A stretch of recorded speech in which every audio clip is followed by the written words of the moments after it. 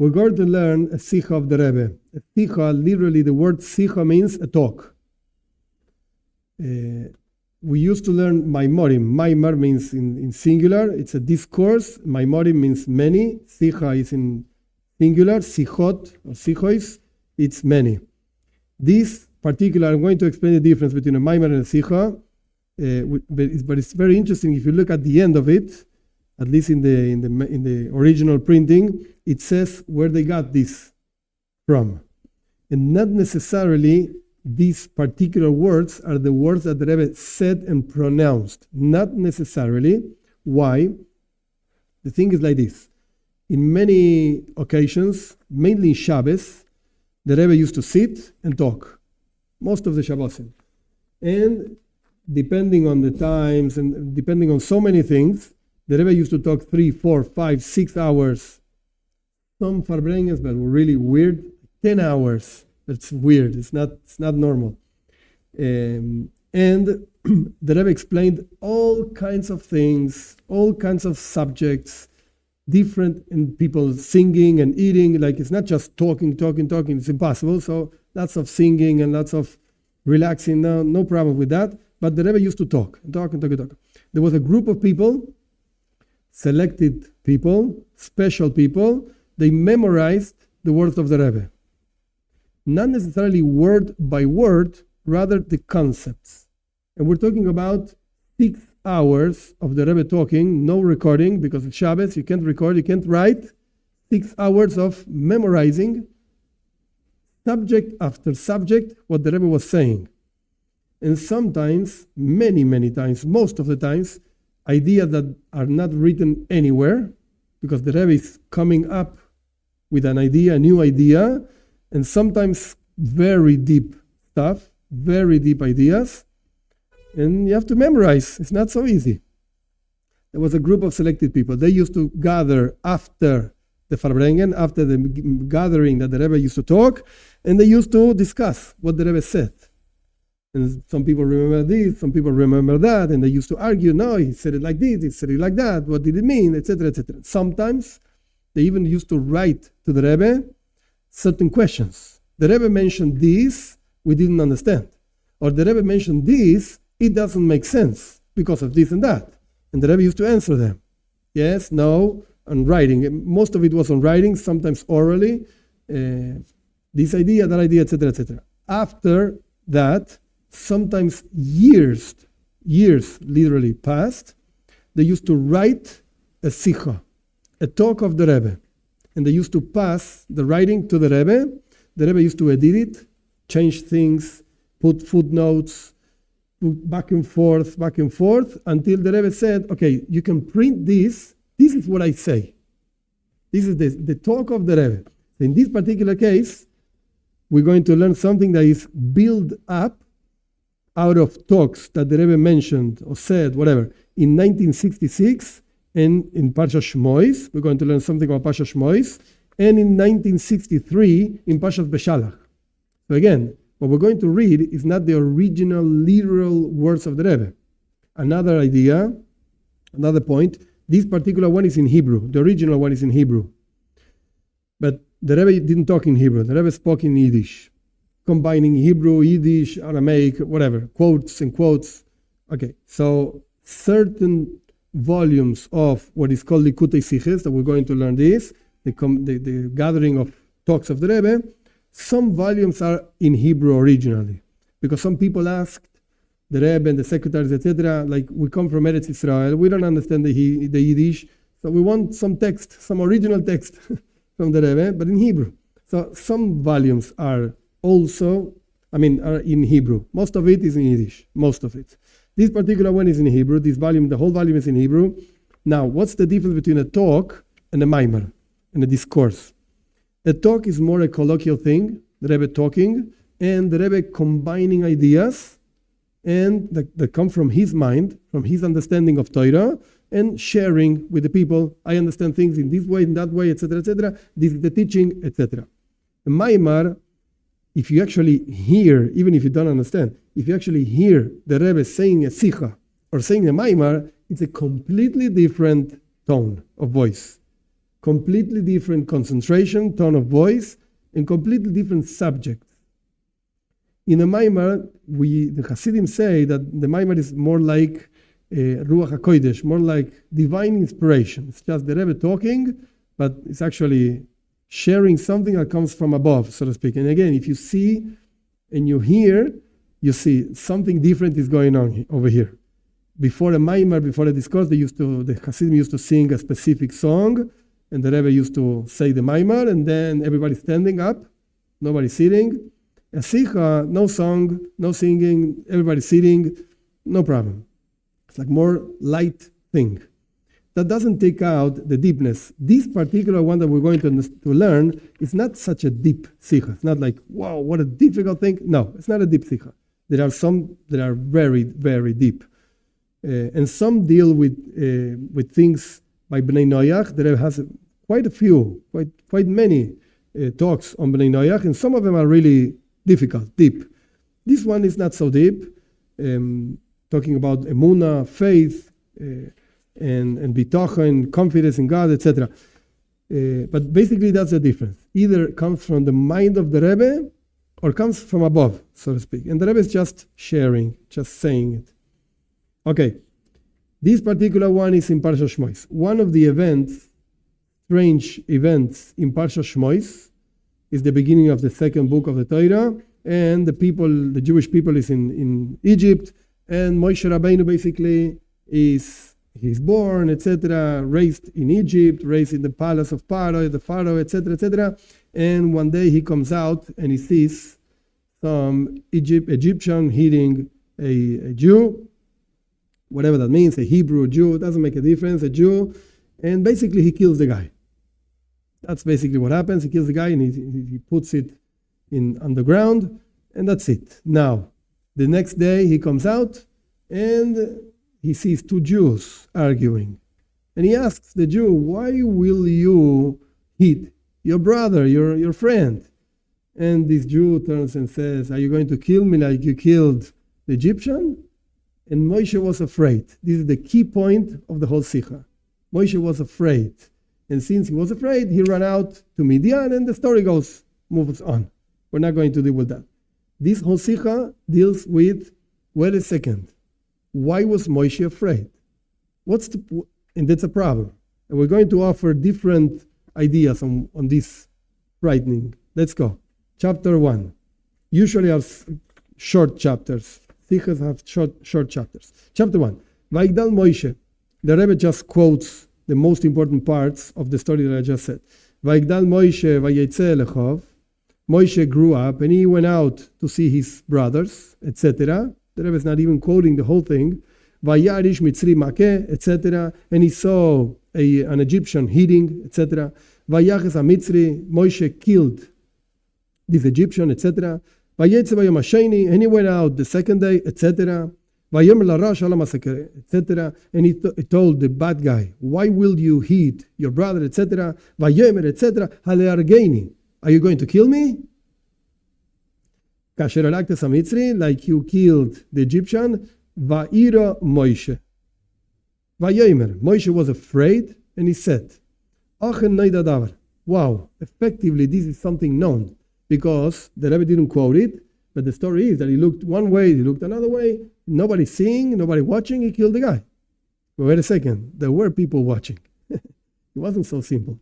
There were people watching, and there were people knowing what happened. And Moshe Rabbeinu got afraid because people know what happened. Vayishma Pharaoh. Immediately Pharaoh heard, etc. Vayivakesh lareges Moshe. Vayivrach Moshe, etc. And Pharaoh wanted to kill Moshe, and Moshe ran away. That's the story. The rest, go read it. It's in the text. No problem. Pirush Rashi explains, Al va'ira Moshe. Moshe was afraid. So Rashi quotes, Moshe was afraid, and he explains. Kipshutei. Literally, he was like afraid. Just like anybody else. Umidrashoi, however, says Rashi, I'm going to bring you the explanation of the Midrash, our sages. Doag loy al shera beIsrael reshoim de la toirim. Moshe was so worried that he saw on the Jewish people, bad people, really bad people. De la toirim, I don't know how to say this. In Spanish, it's the same word. People that used to, say to others what people do. They went to Pharaoh and they told him, Omar. And he said, Moshe Rabbeinu said, Me'ata shema einem re'uin ligoel. Maybe now they're not proper to be redeemed. So this is the midrashic explanation. Okay. But now the Rebbe says, we have to analyze this. What's the reason why Rashi was not content? Wasn't enough with the first explanation, literally, like Moshe was afraid for his life because it's known and it got publicized, whatever, this thing that Moshe killed an Egyptian. What's the problem with that explanation? Like, it's very, very simple. He was afraid. And he brought also the explanation of the Midrash. Moshe was worried, etc. Maybe they're not proper, the Jewish people, to be redeemed. There's no allusion to this in the verse. Stop, before moving on. One thing we have to know, that I've mentioned this so many times, that Rashi mentions this many times, Rashi is an explanation. Rabbi Shlomo Yitzchaki, France, year 1100s, he explains pshat, literal meaning of Torah. That's his job, and Rashi says it many times. I did not come here except for explaining the simple meaning. And when Rashi doesn't find an explanation in the simple meaning, it says, this verse needs deeper stuff.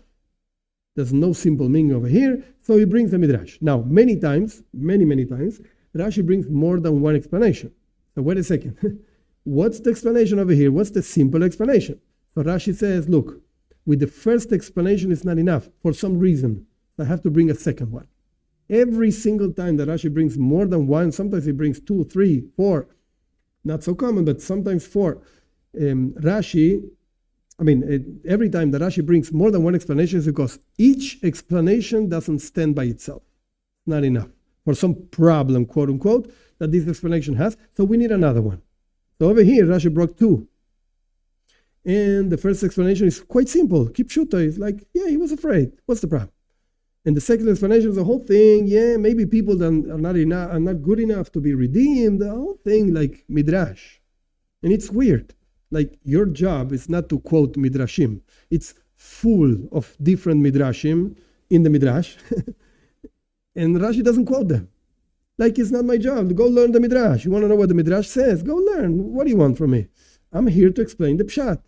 And he brings over here a Midrash. And the Rebbe goes further, the last thing we just read.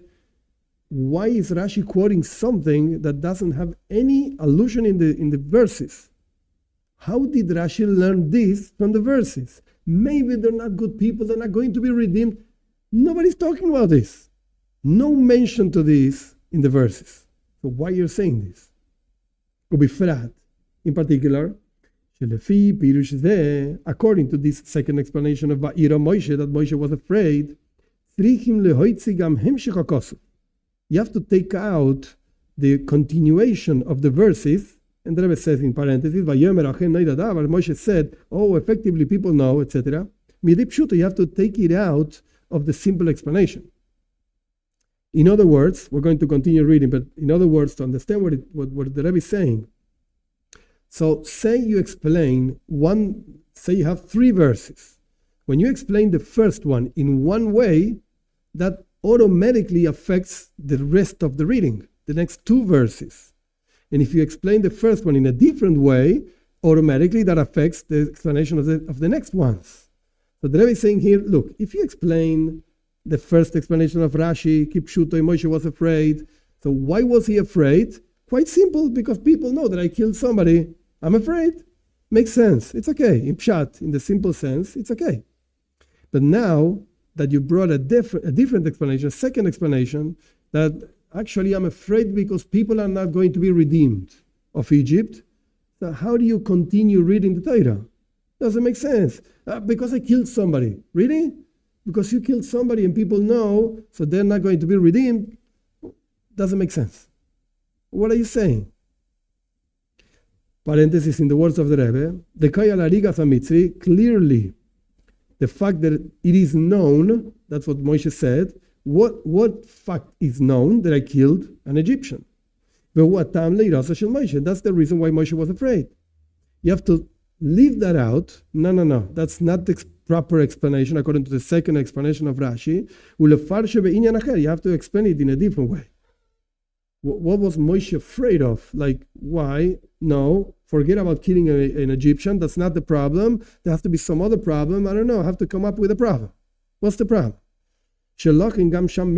That's why in the next verses, also Rashi has to bring a different explanation. After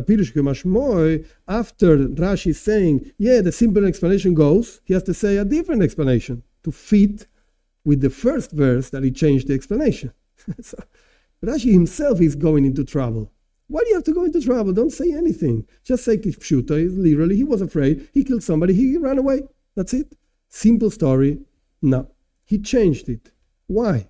So in the second part of the story, again, that effectively this is known, that's the verse, those are the words of the verse, Rashi has to bring a different explanation. Gam Pirush HaMedrash. Also, has Pirush HaMedrash, you have to bring another midrash.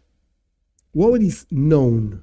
According to the first explanation, the fact that is known is that Moshe killed somebody. Nice, simple. According to the second explanation, which fact is known? I don't know. Noidali adavar shi'aisi tomei alav, says the Midrash, and Rashi is quoting. Now I know the thing that I was actually asking myself. Machoto Israel, what's the sin of the Jewish people, etc. Lias nirdim be'avodas parech. That caused, that sin of the Jewish people caused to be in hard work, etc. Nidim is like punished, something like that, with hard work. So again, what happened over here? We have basically two parts of the story before moving on. First part of the story is Moshe is afraid. Okay. Second part of the story is, people know. Okay. How do you explain the first part of the story? Let's go with the simple explanation of Rashi. Simple explanation is Moshe is afraid. Why? Because people know that he killed somebody. That's it. So what do people know? That I killed somebody. So I'm afraid. That's very simple, straightforward. The second explanation of Rashi, it's a whole thing. What's the second explanation? Moshe is afraid. What is he afraid of? Maybe these people are not going to be redeemed. And now I know, now it's known. Which fact is known? That these people sin because they hate each other and they're not going to be redeemed. It's a whole midrash and a whole story over here. Where do you got this from? It's not written in the verses. It's a midrash, very nice. Holy from our sages, everything nice. But the work of Rashi, the job of Rashi is pshat. So I don't understand what you're saying. We can explain this in a very simple way. Kavanas Rashi leyashev koishi klali because of that. The intention of Rashi is to answer a general difficult in this verse. What's the problem? Lemainaf kamina prat ze de asipur shevaira Moshe vayemer achenei dadavar. What's the difference? Why is it useful, this detail in the whole story, that Moshe was afraid and he said, effectively, this thing is known. Now, walk back a little bit on the story. When the Torah says something, it's because it's important. Otherwise, the Torah that wouldn't say it. Like the Torah never mentions when Moshe Rabbeinu went to the bathroom, but probably he went thousands of times. I don't know how many times a person goes to the bathroom in his life. He went so many times to the bathroom. Yeah, but who cares? It's not important. No teaching. Forget it. Of course he went to the bathroom. So if Torah is mentioning something, it's because it's important for the story. Something you have to understand out of these words. And sometimes happens actually in Parshas Toldos, Rashi says, I don't know what this verse comes to teach us. And the Rebbe has talks on this also, wait a second, if you don't know, just shut up. At least nobody knows you don't know, so don't say anything. No, Rashi makes a point of saying, of a specific verse, that Rivka was the mother of Esav and Yaakov. I know that already. The Torah says it again, and Rashi comes and says, I don't know what this teaches us. Why? Because Rashi is saying, look, of course there's a teaching over here. Just that I don't know it. But don't think the Torah is saying things because just is saying things. Somebody wrote a few more words. I'm sorry, I'm not going to, let's erase it. No. This has a teaching. The fact that I don't know is my problem, but the teaching is there. So same thing happens basically over here. There has to be some teaching. Why? In other words, the Torah is making a point in expressing the feelings of Moshe and the words of Moshe. Everybody knows. I'm afraid everybody knows. I know this question might not sound so nice, but who cares? Give me a teaching. I don't really care so much about what you feel. Very nice. Moshe feels afraid. Who cares? What's the teaching? This fear of Moshe Rabbeinu did not generate anything. It's just a fact. He was afraid. No?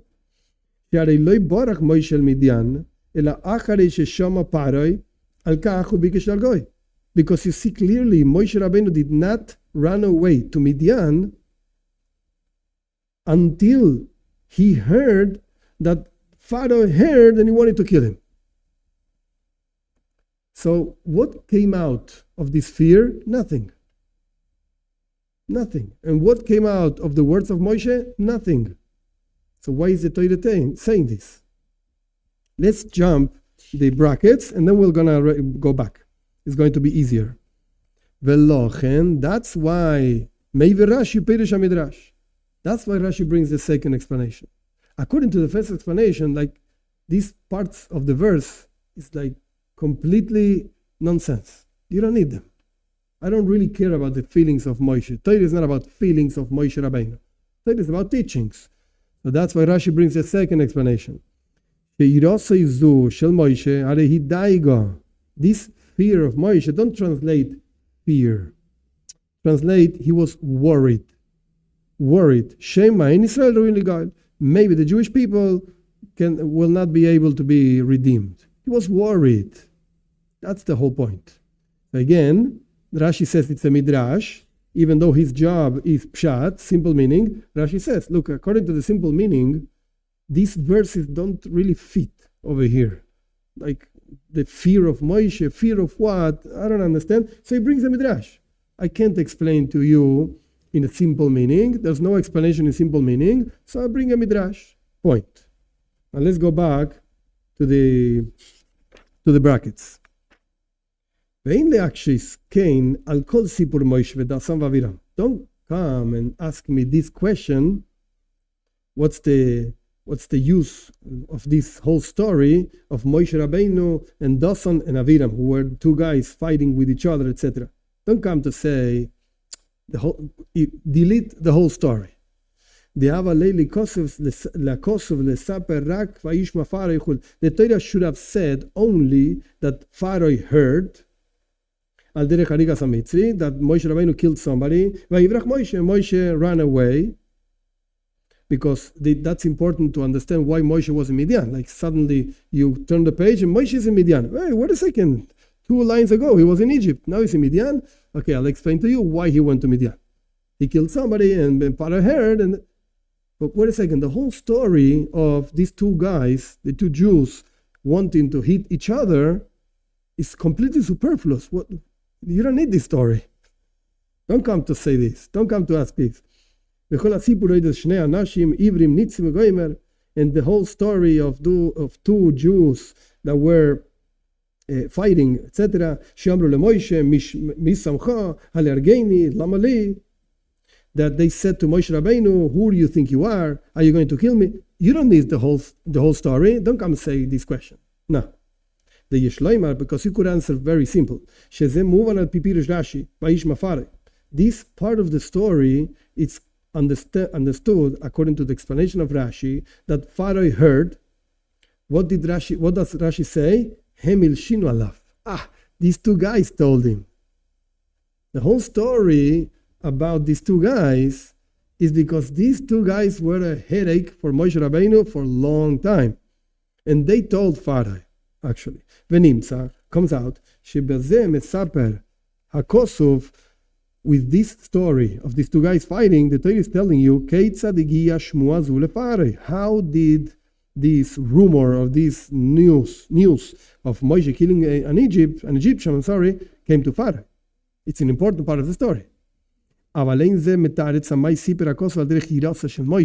this doesn't explain. So the story of the two guys is important, but this doesn't explain the whole story about the fear of Moshe. Point. This is chapter number 1. Now, what did the Rebbe do? The Rebbe explained Rashi. We could actually finish the whole Sicha over here. The Sicha doesn't finish here, but we could finish the Sicha here. You have a problem with Rashi. You don't understand why he brings two explanations, so I just showed it. The first explanation is the simple one, kipshutoi, simple explanation, no problem. Moshe was afraid because people knew that he killed somebody and he ran away. That's it. And what's the problem with that explanation? The problem is that we don't need the whole story about the fear of Moshe. The story about the two guys fighting and the story, that's okay. But the story of Moshe fearing doesn't make any sense. So Rashi says, I know you have a problem with this. I'll explain to you in a different way. I'll bring a midrash. He was afraid. He was worried, not afraid. Chapter 2, base.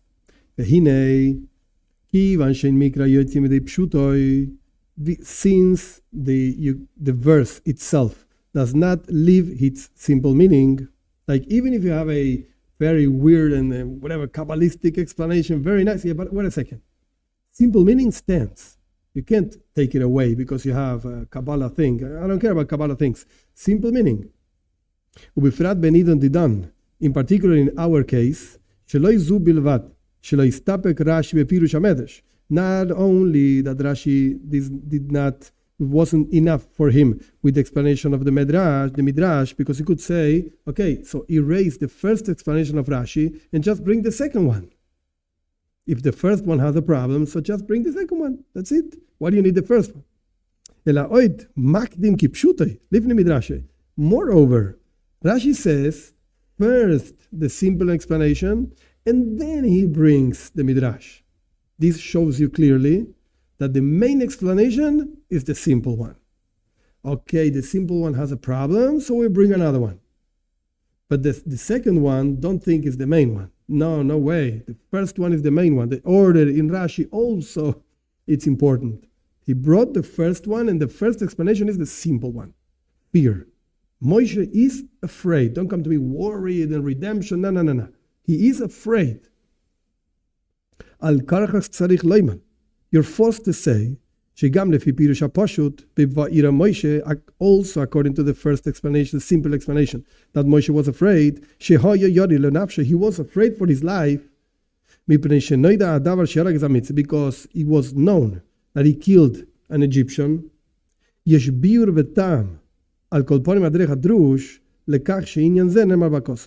There has to be some kind of explanation of a reason, at least in an allegorical way, whatever, midrash, why is this written in the Torah? Because, again, first explanation is the simple one, and the simple one has a problem. What was the problem? The problem was, what comes out of this fear? Apparently nothing, so that's why Rashi brings another one. But wait a second. Leave the second explanation aside, just stick with the first explanation. The first explanation has a problem. Okay, but wait a second. The Torah has a problem. No, Torah doesn't have any problems. So there has to be something that comes out of these words that Moshe was afraid. What comes out of it? It's okay. Rashi brought another explanation because whatever. But what comes out of this fear? What happened with this fear? The rest of the Sikha is going to explain this fear of Moshe Rabbeinu and what came out of this fear. First, in order to understand this, we need the words of another midrash, another work of our sages. Al apostle on a different verse, Va'ira Yaakov me'oid va'yetzaloi, Parshas Vayishlach, Yaakov was very afraid, me'oid, va'yetzaloi, and he was suffering. Yaakov was afraid, we find again. Yaakov is afraid and he's suffering. So what's the midrash saying about this? Rabbi Pinchas v'shenu Rabbi Reuven, Rabbi Pinchas in the name of Reb Reuven, he says like this: Shnei bnei Adana b'tochen HaKadosh Baruch Hu There are two people that God promised and they were still afraid. The most selected in the patriarchs, and the most select in the prophets. The most select of the patriarchs, forefathers, whatever, was Yaakov. And God told him, I am with you. In Parshas Vayetze, I am with you. And at the end, he was afraid. Wait a second, God told you, I'm with you. He heard God, whatever. And he was afraid anyway. Because it says, Yaakov was afraid. Okay. The most selected of the prophets, that was Moshe Rabbeinu. And God told him in Parshas Shmois, in the whole story of the burning bush, etc., I will be with you. And at the end he was afraid. God told Moshe much later, much later, Parshas Masay, I think it is, don't be afraid of Oig. Don't be afraid, whatever, Sichon and Oig. But Moshe was afraid. If the Torah is saying don't be afraid, it's because he was afraid. The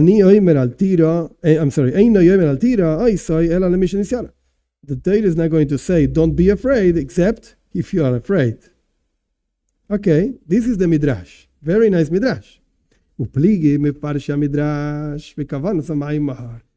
commentaries of the Midrash argue actually, what's the whole point of this Midrash? Very nice. Like we found two people, they both were afraid, both were promised by God, and they were afraid. Very nice. But tell me, what are you teaching me? Is it good to be afraid or not? Oh, this is what the argument is about this. There are those who explain the Midrash. This is actually a praise for Yaakov and Moshe. Even though they were promised by God, even so they did not rely on the promise. Because they were afraid maybe my own sins will cause the promise not to be kept by God. And then we're not proper. We don't deserve God keeping his promise because we sinned. So it's a praise. Wow, very nice. Aval, however, there are other commentators in the Midrash.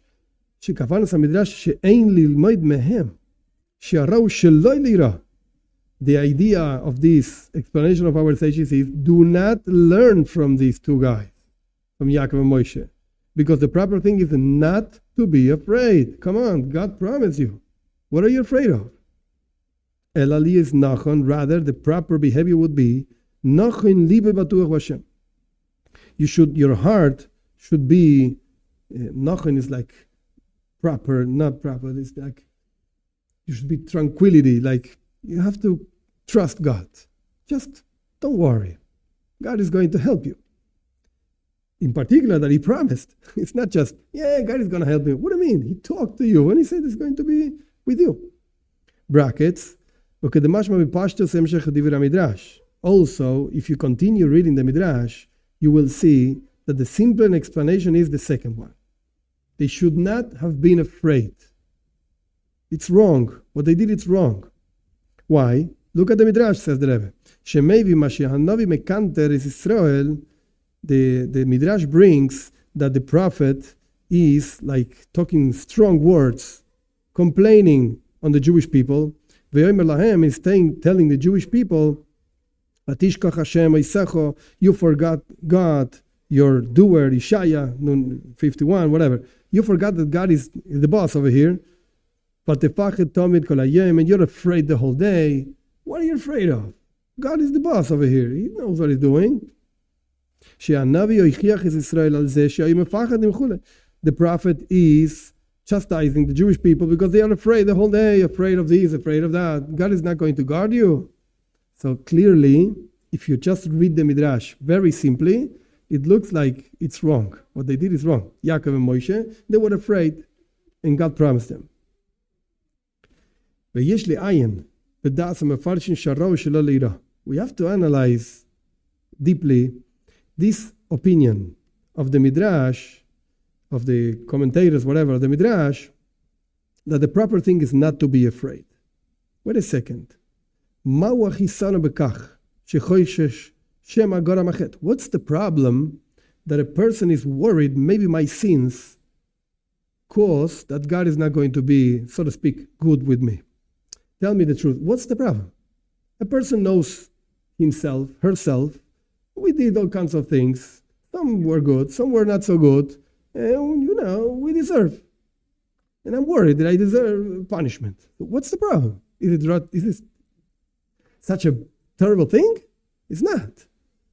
What's the problem? Here, Moshe and Yaakov were afraid. Brackets, apparently is the whole, turn it around. This is a tremendous praise, tremendous level. He is so humble. Yaakov and Moshe in this case, a person who is so humble, he's constantly afraid. Maybe my service to God is not complete. It's with sin. It's a good behavior. So what's the problem with Moshe and Yaakov? However, this question, is it okay to be afraid that maybe you're not behaving properly, etc., and always afraid? This question is a general question in the concept of trust in God. It's a very general question, trust in God. And this is a very interesting explanation. The Rebbe has a note over here. Nitztavinu ba. It's not so simple to say this. Nitztavinu means it's a mitzvah. Tell me which one of the 613 mitzvahs is bitochen, trust God. I don't know. Which one is it? Look in the note, 27. As it's explained clearly in many, many verses, we have to trust God. Many of them are brought down in this book, Reishis Chochma, Shara Ava, Perek Yud Beis, okay, over there, and Shara Tshuva, the Rabbeinu Yoina, and over there in a different book. And in this second book, it says, Shubichlal Tzivui. It's part of a mitzvah. Ukedas Rambam, see, it has many parentheses. Shutzivui v'lo yavtacha. The Torah is telling you a mitzvah. What's the mitzvah? Kisei tzela milchama lo yisira mehem. The end of Parshas Shoftim. When you go out of to the war, don't be afraid. So these commentaries are clearly saying, hey, there's a mitzvah over here. Okay, it's not one of the 613 by itself. It doesn't have a number in itself, but it's part of another mitzvah. Sheim ire ha'adam kitzara kroiva. What's the definition of this mitzvah? If a person sees that there's a suffering coming up, oy vey, I see this coming to me, it's going to be such a terrible thing, I know this is going to happen. Don't worry, because the salvation of God is going to be, so to speak, in your heart, and you have to trust on this. Don't worry. I know it's coming, because you see it coming. Like, not that you're a negative person and always thinking about, no. I see this coming. It's real. So don't worry. Trust God. So it's a mitzvah. It's interesting. Not so simple. It's not a good behavior. No, what do you mean a good behavior? It's a mitzvah. Okay, let's go back to the text. Just as a side note, it's interesting that the Sichot of the Rebbe and the Maimorim also, both the talks and the discourses, the notes usually bring such a deepness to the thing. Sometimes you have to learn the text itself inside, one time, the whole thing, and then 2-3 times with the notes, and go look at each single place where the Rebbe says, look there, look there, look there. Reading inside, it's a completely different world. But whatever, we're not going to do that, but it's interesting to know that there is such a thing. Okay, again, the Rebbe in this paragraph going back to the text itself, is saying, look, there's a question over here in general in the idea of bitochen, of trust. Pirush bitochen, what does it mean to trust? See that the Rebbe actually underscores this word, underlines, this word. Bitochen, trust, doesn't mean have faith in the capacity of God to be good with you, to save you from such a problem, etc., etc. Like God is capable, yeah, sure, He's infinite, He can. That's not bitachon, that's not trust. Rather, bitachon, trust means that you actually trust that God is going to do it really, in actuality. He is going to save you. Not that He can save you. He is going to do it.